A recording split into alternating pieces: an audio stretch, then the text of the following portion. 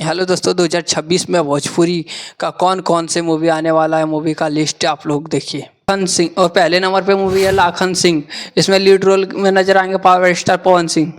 और दूसरे नंबर पे मूवी है गोवर्धन, इसमें लीड रोल करते हुए दिनेश लाल यादव, निरहुआ और मेघाश्री। नंबर पे मूवी है अग्नि परीक्षा, इसमें लीड रोल करते हुए नजर आएंगे ट्रेंडिंग स्टार खेसारी लाल यादव और आकांक्षा पुरी और नीलम गिरी। और 4 नंबर पे मूवी है मेघाश्री और इसमें लीड रोल करते हुए आएंगे पावर स्टार पवन सिंह और किंग शालिनी। और 5वें नंबर पे मूवी है पटना से पाकिस्तान 2।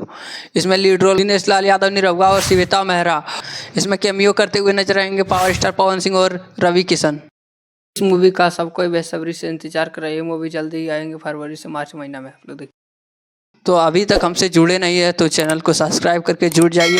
ऐसे ही और मूवीज़ का लिस्ट, भोजपुरी का और जो जो मूवी छूट गया उसका लिस्ट जल्दी लेकर आएंगे। Thank you.